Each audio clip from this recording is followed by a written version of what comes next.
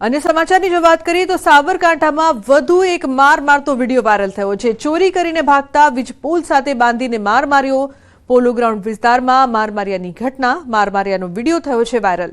વિડિયોમાં લોકોએ લાકડીઓ અને ચંપલ વડે શખ્સને ઢોર માર માર્યો હતો। લોકોએ કાયદો હાથમાં લેતા ઉઠ્યા અનેક સવાલો। तो વધુ એક માર મારતો વિડિયો અહીં વાયરલ થઈ રહ્યો છે। એકવાર ફરી કાયદાને હાથમાં લેતા લોકો જોવા મળી રહ્યા છે। પોલો ગ્રાઉન્ડ વિસ્તારની આ સમગ્ર ઘટના માર માર્યા બાદ અનેક સવાલો, લોકોએ કાયદો હાથમાં લેતા અનેક પ્રશ્નો ઉપસ્થિત થઈ રહ્યા છે। વધુ એક માર મારતો વિડિયો અને અવારનવાર આ પ્રકારની ઘટનાઓ સતત સામે આવી રહી છે। તો વાયરલ વિડિયોમાં લોકોએ લાકડીઓ અને ચંપલ વડે એક શખ્સને ઢોર માર માર્યો હતો। ઉલ્લેખનીય છે કે સાબરકાંઠામાં વધુ એક માર મારતો વિડિયો વાયરલ થયો છે। ચોરી કરીને ભાગતા વીજપોલ સાથે બાંધીને માર મારવામાં આવ્યો। ઉલ્લેખનીય છે કે ચોરને પોલીસને સોંપવો જોઈએ, પરંતુ અહીં કાયદાને લોકો હાથમાં લઈ રહ્યા છે। ઈશાન જોડાય છે વધુ માહિતી આપવા માટે। ઈશાન, શું વધુ અપડેટ છે આ સમગ્ર મામલે? લોકોએ કાયદો છે હાથમાં લીધો? જી ઈશાન।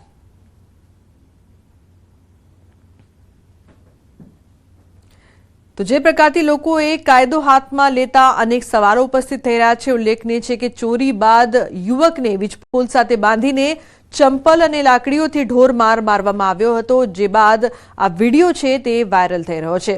ઉલ્લેખનીય છે કે ચોરને પોલીસને સોંપવાની જગ્યાએ અહીં લોકો કાયદાને પોતાના હાથમાં લેતા જોવા મળી રહ્યા છે, જે બાદ સવાલો ઉપસ્થિત થઈ રહ્યા છે। આ પહેલા પણ આ પ્રકારની ઘટનાઓ સામે આવી ચૂકી છે। અત્યારે પોલો ગ્રાઉન્ડ વિસ્તારમાં મારમારિયાની આ ઘટના છે તે સામે આવી રહી છે। તો ઈશાન જોડાયા છે વધુ માહિતી આપવા માટે। ઈશાન, આ સમગ્ર મામલે શું અપડેટ છે આપની પાસે?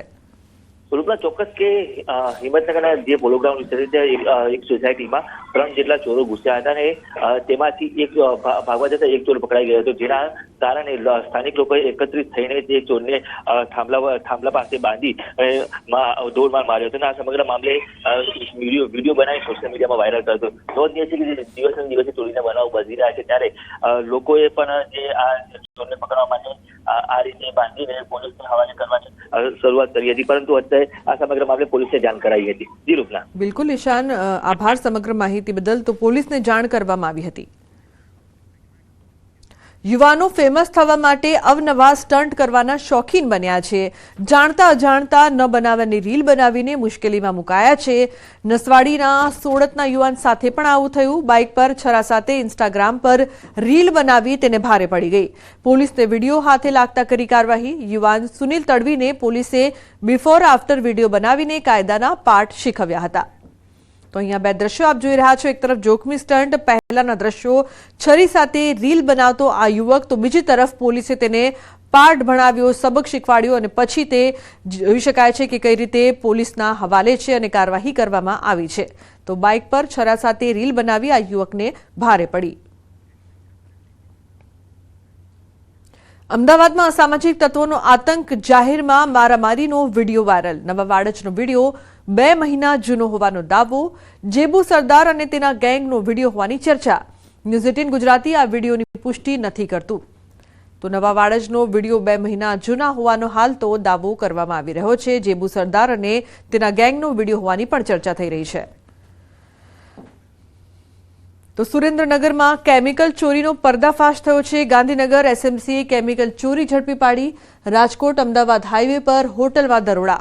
તો 30,000થી વધુ કેમિકલ સહિત 74 લાખથી વધુના મુદ્દામાલ જપ્ત। કેમિકલ ચોરીમાં 7 સામે ગુનો, 1 સકંજામાં। એસએમસીની ટીમ દ્વારા રેડ કરતા સ્થાનિક પોલીસની કામગીરી સામે એકવાર ફરી સવાલો ઉઠ્યા છે। ઉલ્લેખનીય છે કે કેમિકલ ચોરીનો પર્દાફાશ થયો છે। અત્યારે ખેડૂતો પ્રાકૃતિક ખેતી તરફ વળી રહ્યા છે। પ્રાકૃતિક ખેતીથી જણસના પૂરા ભાવ મળી રહે તે માટે સરકાર દ્વારા પણ અથાગ પ્રયત્ન કરવામાં આવી રહ્યા છે।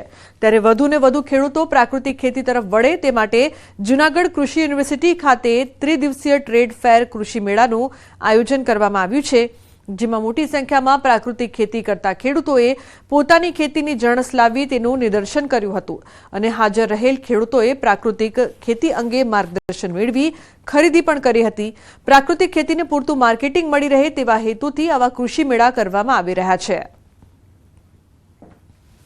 તો આપણે પોષણક્ષમ ભાવ પણ રાખ્યા છે અને પબ્લિકને પરવડે એવું બધું આ વસ્તુ અને પ્રાકૃતિક ખેતી એક છે ને આજે ની તો કાલે અપનાવવી જ પડશે, કારણ કે જમીન બંજર થઈ ગઈ છે.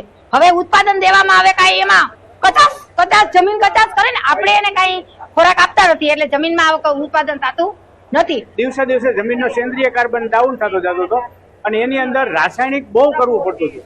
ત્યારથી મને ખબર પડી કે આ રાસાયણિક છે માનવ માટે બહુ નુકસાનકારક છે. ત્યારે મેં 11 વર્ષથી પ્રાકૃતિક ખેતી અપનાવી. એની અંદર વધારે પડતું ઘનજીવામૃત, જીવામૃત, બીજામૃત એવા બધા અગ્નિઅસ્ત્ર, બ્રહ્માસ્ત્ર એવા શસ્ત્રો હું ખેતી ચાલુ કરી અને એમાં વધારે પડતી સફળતા, બહુ સારી સફળતા મળી ગઈ. મેળાનો મુખ્ય ઉદ્દેશ છે કે જે પ્રાકૃતિક કરતા ખેડૂતો જે ઓર્ગેનિક ફાર્મિંગ ખેતી કરી રહ્યા છે એ ખેડૂતોને એક માર્કેટિંગ માટેનું મોટું પ્લેટફોર્મ પૂરું પાડવાનું છે. અને આ 3 દિવસના મેળામાં 200 કરતા વધારે સ્ટોલ છે અને આ 3 દિવસના મેળામાં જુનાગઢ અને જુનાગઢથી નજીકના વિસ્તારો નગરજનો જે છે એ મુલાકાત લઈ અને ડાયરેક્ટ જે પ્રાકૃતિક ખેતી ઝેર મુક્ત જે ખોરાક છે એ ડાયરેક્ટ ખેડૂત પાસેથી લઈ અને ડાયરેક્ટ જ તેમના ઘર સુધી પહોંચશે એવાનો મુખ્ય ઉદ્દેશ છે.